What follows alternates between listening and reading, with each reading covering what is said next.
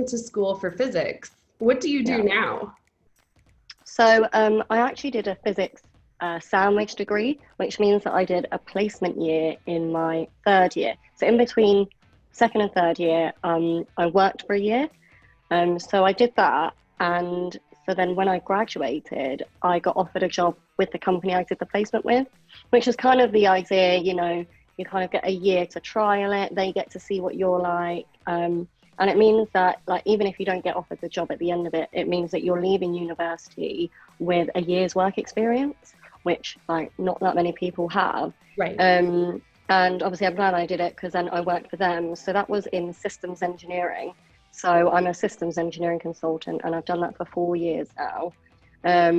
And I get to work in really kind of exciting industries. So I've worked like in aerospace and in nuclear, both fission and fusion, and defense. So yeah, it's quite exciting and it's really varied. I think being a consultant, because I'll be on a project maximum for like a year or something, it's really great. I get to maybe like once a year learn something completely new. And I mean, there's always the element of having to hit the ground running and like learn on the job, but yeah, it's great. Some places where I've worked, the people have been, in the same department of the same company since they've graduated, like 20 years working on the same, like tires or something. And for me, I just really like the variety. Kind of keeps life interesting. That's so yeah, my that's favorite what part I've of been doing. consulting too. Yeah, I can imagine like every day is different. It totally is. I get to scour news articles and find something cool that just happened that I can turn into something to teach children. So like, here's something cool in the news and this is what explains it. And so every day is like something totally different.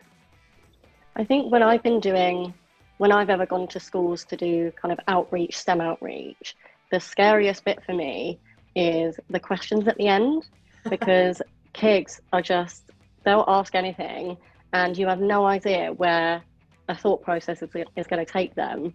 So like, how do you deal with that on a daily basis?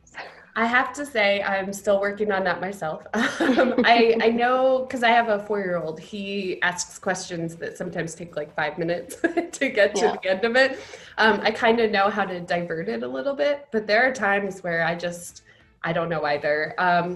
I did a reading at a school a few months ago at a preschool, and this little boy raised his hand, because in my book, there's a page that has cells, and they're red blood cells, and he goes, I fell off my bed at my Nana's house and I was bleeding and I had to go to the doctor. And I'm like, oh gosh, where's this going? Like, I didn't know how to stop it. And the teacher had to help me with that one. But like they do. But sometimes they come up with stuff that I hadn't thought of. So like, I had a page where 3 of the 4 things, not the point that I'm having them look at, but 3 of the 4 had heat added. And I was like, that's not wrong. I like where your heads are at, And so you just have to be very improvisational with them. Yeah, I think that's definitely a skill that requires work. Like, it's practice makes perfect, I guess. So you mentioned your book there. Yeah. I have no idea what the process is like to publish a book. Like, what happened? How did you think of it? What did you do when you thought of it? I went through a bit of a non-traditional path on it. So when I started it, I was watching my son play, and I was also writing some items off to the side. And I was looking at the states of matter diagram of where it classifies different kinds of matter. And I was like, wait a second, this is just sorting.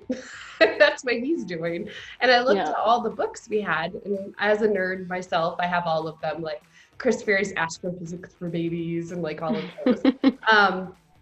And none of them approached it in that way, even though that's something all babies do. And so I got out my computer and started putting physics, biology, chemistry, like a whole bunch of subjects into a PowerPoint of things you could compare like that, to help, like just definitions that you could narrow for children. And it just grew from there. It was like this passion side project. I hired an illustrator, I got it going, and then I did a Kickstarter for it. and self-published, which I thought after doing that, I would be done. And then there's this whole other side of things, like a publicist, a distributor, and like all these things that I had no idea. And so it ended up taking like a bit longer. But it's been a really cool process. It was definitely different than what I thought it was going to be. I thought it was going to be, look, I wrote a book, here it is. There's like 100 more steps. Oh my goodness. I guess, would it be different if you were just releasing an ebook rather than a physical book as well? Yes, yeah. And my ebook was just in the back of my mind at the beginning, because why would anyone want an ebook? And then COVID hit, and everybody is stuck at home, and not everybody could go out and get books or things like that. And the ebook actually started to be more important. And I decided to cut the price like all the way down to the lowest I could sell it, and sell it so that it could get out there. And so far that's been doing pretty well abroad, because it's harder to get it abroad. But it's, I'm sure it's a little easier just for an ebook, but the problem with the physical copy is it had to be printed. And it's a board book, so it took a while to get the print. And I wanted to find a company in the US because things were starting to amp up between China and the US, and I was afraid that I wouldn't be able to get my shipments. And so I decided to do US only. So it was a little more expensive as well. So I had to be really careful with how I spent the Kickstarter money and stuff like that. But it was good because I had an instant backing to help me get the book out. And my son's daycare, he's part of Goddard Daycares. I don't know if they're international or not. No idea. Several of the schools bought copies for each family. To help like get it off the ground, and I do readings for them. So I had a lot of support. It was great. That's so nice. I think like so much of this stuff, especially with me, if you depend so much on your immediate family and friends to support you. Like if I was discussing making a science YouTube channel with like my family, and they said like, oh, I don't know how it would go, I would probably, that would have been enough for me to not do it. So like you definitely rely on people around you saying yes, like go for it, and knowing that people will support you no matter how it goes is like really important. Yeah, for sure. And having just like, I don't know, having a preschool kind of behind me as well, of saying, like, hey, we like this, it made me feel a lot. It was that, and then the developmental editor. I didn't know I needed a developmental editor for a children's book. That was another thing I had no idea. Oh my goodness. She read through it and was like, if I was not a chemist, I could not read this. And she was like, I need more here to help guide a parent. And she helped me add a few things in it to like really be able to hand the book to a person who doesn't do anything science related, and they think they hate science, and they can learn with their kid. And so between the two of them, I was like, okay, this is a thing, and it's a pretty special project.